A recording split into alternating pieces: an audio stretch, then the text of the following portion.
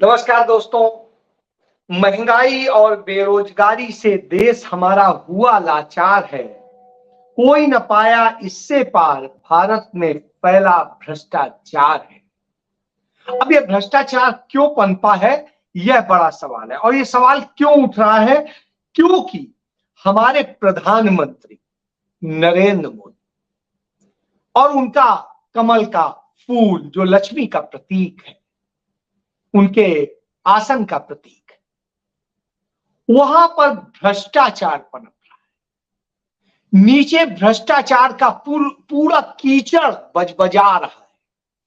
और भ्रष्टाचार इस कदर बजबजा रहा है कि कमल खूब तेजी से खिला हुआ है और उस कमल पर सवार नरेंद्र मोदी उन भ्रष्टाचारियों को, उस भ्रष्टाचार के दलदल को, कीचड़ को पोषित कर रहे हैं। उसे कैसे और बढ़ाया जाए, इसके लिए काम कर रहे हैं। और देश में यह खेल बड़े स्तर पर चल रहा है। इसके अलावा दूसरा एक कीचड़ भी वही पनपा रहे हैं, वो नफरत का कीचड़। तो दो कीचड़ इस तरीके से पनपाए गए हैं कि दोनों को मिलाकर कमल का साइज बड़ा कर दिया है। तो यह चल रहा है। कैसे किया जा रहा है, इस मोडस ऑपरेंडी को समझना होगा। किस तरीके से साजिशें चल रही हैं, इसे समझना होगा। और किस तरीके से विपक्ष के नेताओं को खत्म कर देने, उनके चरित्र हनन और उनको जेल में डाल देने की पूरी रणनीति चल रही है, वो कैसे चल रही है, इसको समझने की जरूरत है। हम जब यह बात करते हैं तो शुरुआत करते हैं कि नरेंद्र मोदी के इन दिनों खासम खास है, नारदा स्कैम के एक बड़े किंगपिन है और मुख्यमंत्री है असम के। उनका नाम है हेमंत बिस्वा शर्मा। हेमंत बिस्वा शर्मा की पत्नी ने जिस तरीके से करोड़ों का घोटाला किया, वो अपने आप में, एक लाइन में उसको समझाता हूं। उन्होंने एक इंटरटेनमेंट कंपनी बनाई, इंटरटेनमेंट कंपनी। फिर हेमंत बिस्वा शर्मा साहब मुख्यमंत्री बन गए, तो फिर आप समझ सकते हैं।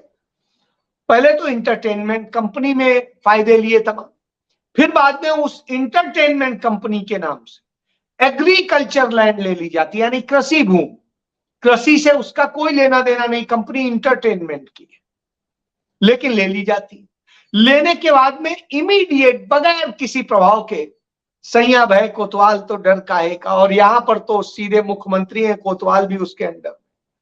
तो साहब तुरंत चेंज हो जाता है लैंड यूज, और वो जमीन कंपनी अपने लिए वाणिज्यिक इस्तेमाल के लिए ले लेती है और उसमें दिखाती है कि हम कुछ करेंगे। और करने के नाम पर नरेंद्र मोदी जो देश के प्रधानमंत्री हैं, उनकी कृपा से केंद्र सरकार 10 करोड़ रुपए सब्सिडी दे देती है। फिर सुन लीजिए, 10 करोड़ रुपए सब्सिडी दे देती है। आप हम सारे लोग जो है कोविड में मर रहे थे, यही सोच रहे थे चलिए कुछ हो जाए, बिजली का बिल ही कम कर दिया जाए, आधा कर दिया जाए, जो बैंक की किस्त है कम से कम 2 महीने की रोक दी जाए, उस पर कोई वो ना लगे, और उसको किस तरीके से फिर बाद में हो जाएगा। टैक्सेस जो घर पे है, रोड टैक्स वगैरह, तो कम से कम खत्म कर दीजिए, हम रोड पे नहीं चल रहे। लेकिन सब लिया गया, सब वसूला गया, कहीं मदद नहीं दी गई। लेकिन यहां साहब इस तरह से लूट होती है। और इन सब लूट के बाद में तुर्रा ये कि अरे हम तो हम हैं, हम तो सबको, सारे भ्रष्टाचारियों को जेल में डालेंगे, वचन देता हूं। तो वचन का नतीजा क्या होता है? अपने मित्र जगन मोहन रेड्डी, जो जगन मोहन रेड्डी के खुद और उनकी पार्टी के 3 नेताओं को मिलाकर के 4 लोगों के खिलाफ भ्रष्टाचार और न जाने क्या क्या आरोप है, लेकिन उस पर कार्रवाई नहीं होती। उनसे कहा जाता है हम आप पे कार्रवाई नहीं करेंगे, आप चंद्रबाबू नायडू को जेल में डाल दीजिए। जेल में किस बात पे डाला जाता है? कहीं कोई इसका कारण नहीं है। जो बताया जाता है कि स्किल डेवलपमेंट के नाम पे उन्होंने जो वो किया, उसमें सिर्फ इतना सा आरोप है कि जो उन्होंने एमओयू किया वो सरकार के लेवल पे कर दिया, उसमें कैबिनेट की मंजूरी नहीं ली। इस आधार पर साहब उन्हें मूल्य मना के जेल पे डाल दिया। तो यह एक स्थिति। क्यों? जब तक वो मोदी के मित्र थे तो उन पर कोई कार्रवाई नहीं, जैसे वो मोदी के थोड़ा खिलाफ जाने लगे तो साहब यह कार्रवाई हो जाती है। तो उदाहरण आजम खां को हम सब जानते हैं, मैं कभी आजम खां का बहुत सपोर्टर नहीं रहा, लेकिन अच्छा काम करे या गलत करे इसकी समीक्षा गुण दोष पे होनी चाहिए। आजम खान ने बहुत अच्छा काम किया जो जौहर यूनिवर्सिटी खोली।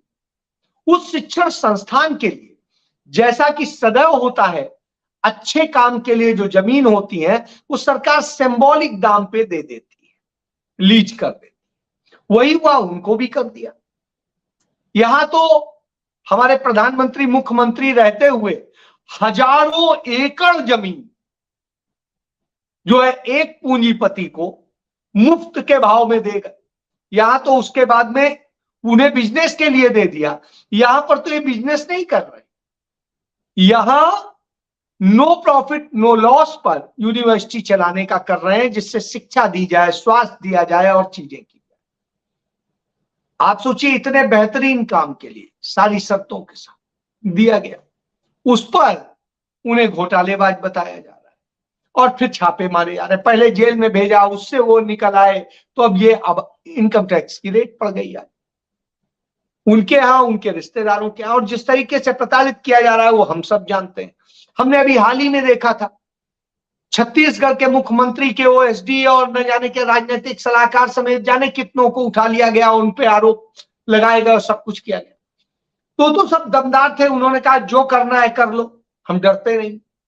आज उसी अंदाज अखिलेश यादव ने भी कहा, अखिलेश यादव ने कहा जितना विपक्ष मजबूत होगा, भारतीय जनता पार्टी की सरकार के हमले उतने ही तेज होंगे, क्योंकि चोरों को डर लगने लगता है। तो साहब जो भ्रष्टाचारी हैं उनकी स्थिति समझिए। अब इसके अलावा गजेंद्र सिंह शेखावत नरेंद्र मोदी सरकार में मंत्री है, उनके पिता भैरव सिंह शेखावत हुआ करते थे, और नरेंद्र मोदी के सबसे करीबी जो उनके संसदीय क्षेत्र के भी उनके प्रतिनिधि रहे हैं, मनोज सिन्हा, वो जम्मू कश्मीर के राज्यपाल हैं। और होता क्या है, वहां पर जल जीवन मिशन का 13,000 करोड़ रुपए का घोटाला हो जाता है। चुप्पी सा दी हुई है, न गजेंद्र सिंह शेखावत बोल रहे हैं, ना वो बोल रहे हैं। इसके पहले गजेंद्र सिंह शेखावत के नेतृत्व में राजस्थान में घोटाला हुआ, उस पर मामले को हाई कोर्ट से स्टे कराया हुआ है उसकी जांच पे। तो इस तरह की स्थिति है। और इसके बाद आप आगे आइए, आप महाराष्ट्र चले जाइए, आप महाराष्ट्र के जितने भ्रष्टाचारी थे वो सब भारतीय जनता पार्टी या भारतीय जनता पार्टी के सहयोगी हैं। कोई डिप्टी सीएम है, कोई सीएम है, कोई कुछ है, सब बना दिया।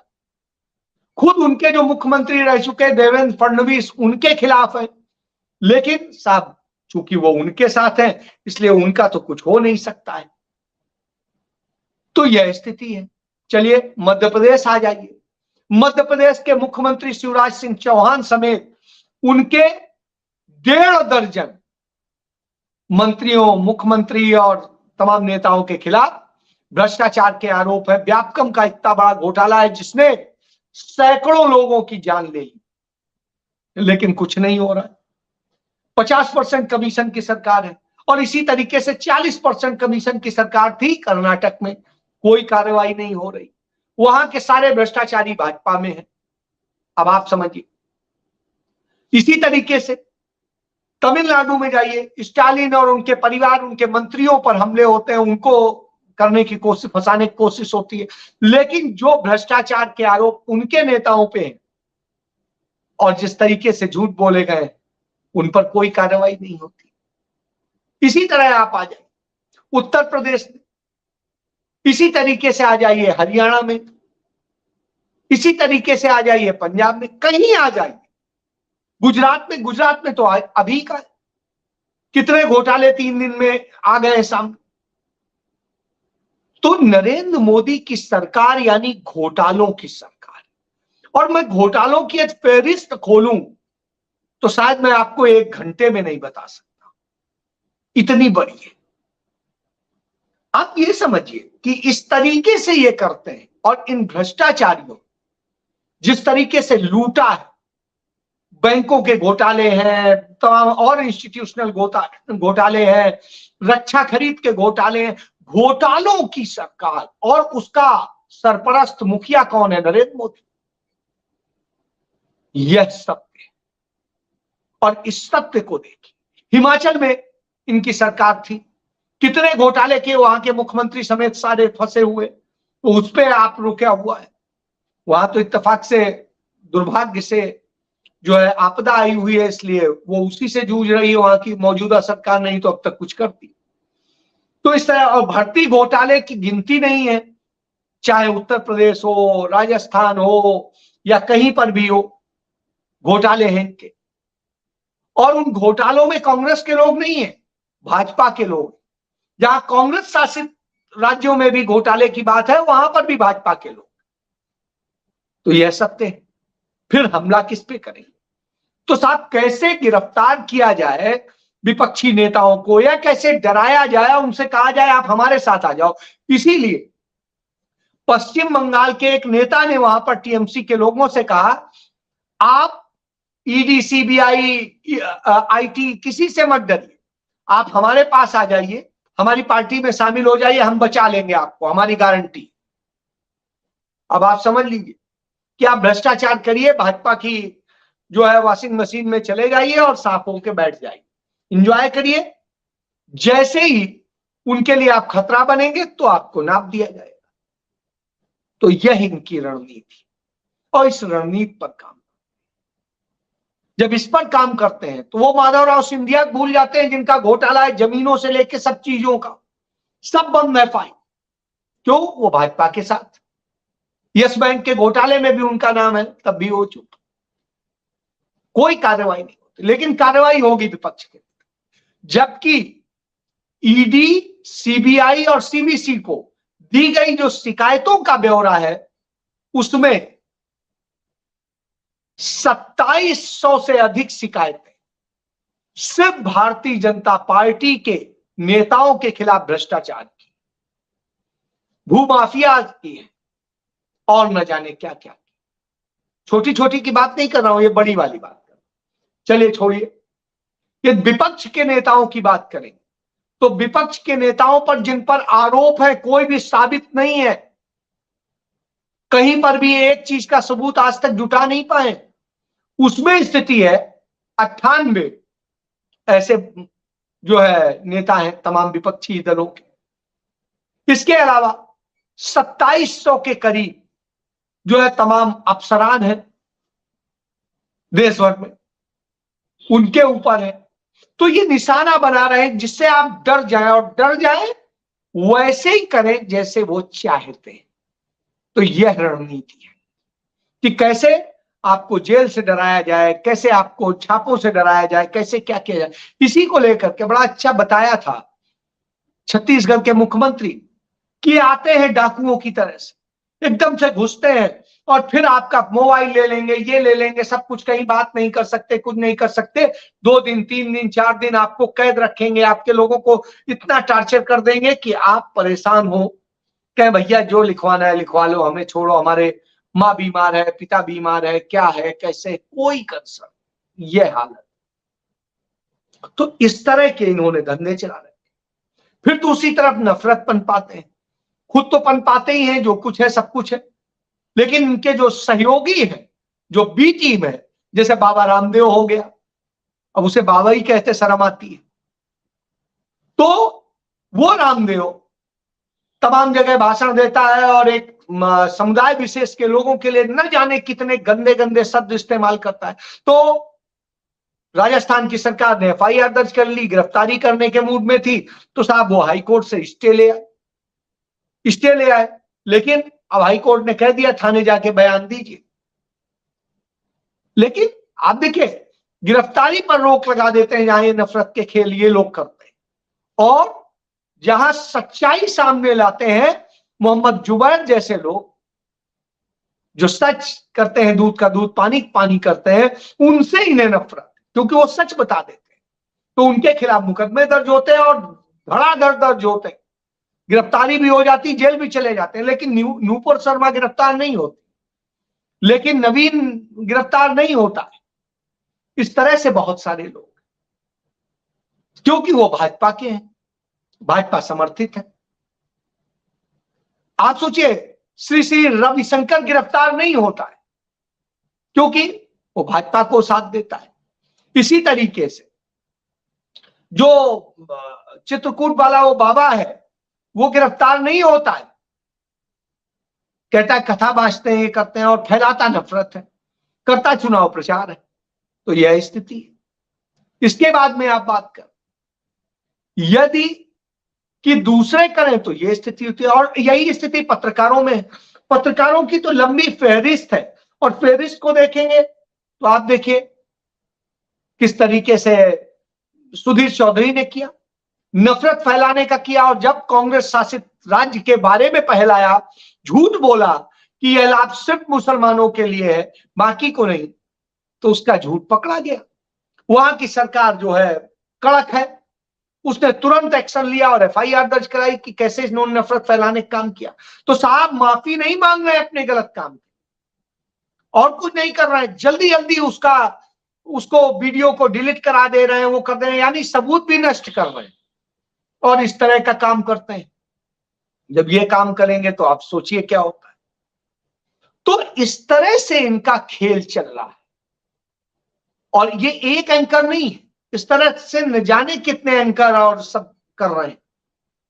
झूठ फैलाना, झूठ को किस तरह से प्रसारित करना, और किस तरीके से एक नैरेटिव बनाना भारतीय जनता पार्टी मोदी के पक्ष में, कि मोदी है तो मुमकिन है। हाँ है, मोदी है तभी भ्रष्टाचार मुमकिन है, मोदी है तभी नफरत मुमकिन है। और नफरत की दशा क्या है, आज की खबर है, मणिपुर में 3 और कुकी समुदाय के लोग मार डाले गए।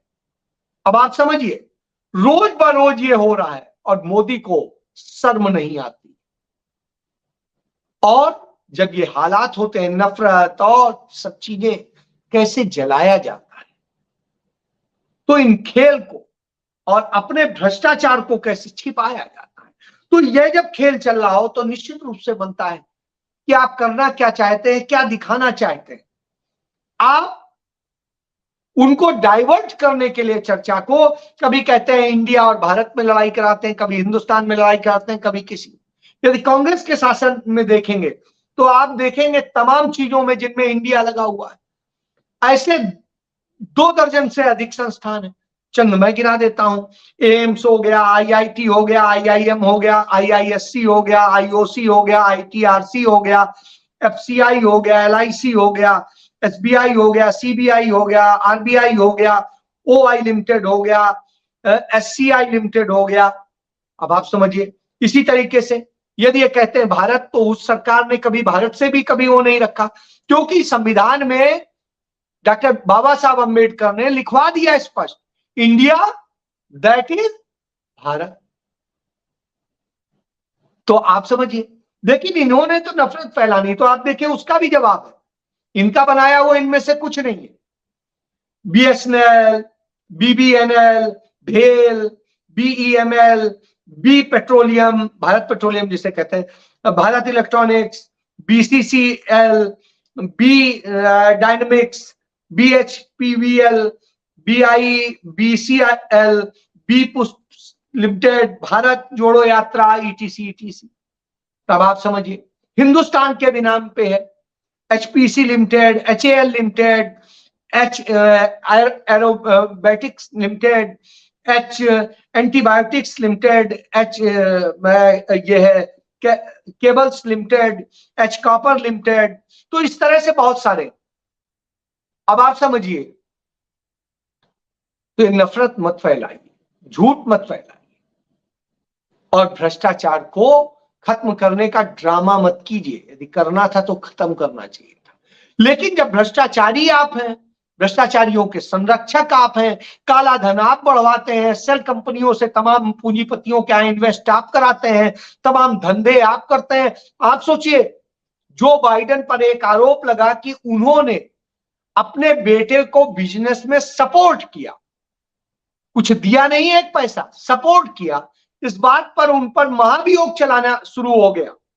लेकिन हिंदुस्तान का प्रधानमंत्री, भारत का प्रधानमंत्री, इंडिया का प्रधानमंत्री, जो भी आप कहिए, नरेंद्र मोदी चंद पूंजीपतियों के लिए तमाम देशों में जाके लाइजनिंग करता है, दलाली करता है, सही सब, और उसके बाद कुछ नहीं होता। एक लड़की उत्तर प्रदेश की इस पर सवाल पूछ देती है तो उस पर मुकदमा दर्ज करने की कार्रवाई शुरू, यह दशा है। तो आप समझिए कि क्या बना है। यही वजह है कि राहुल गांधी इतनी बातें बोलते हैं, वो सच बोलते हैं तो इन्हें चुभ जाती, इसलिए ये नफरत के लोग हैं, इन्हें नफरत से मतलब है, भ्रष्टाचार से मतलब है, इन्हें देश से कोई लेना देना नहीं। इसलिए सच को जानिए, पहचानिए, बेहद जरूरी है, नहीं तो भविष्य आपका, आपके बच्चों का, आपके परिवार का बर्बाद होना तय है। जय।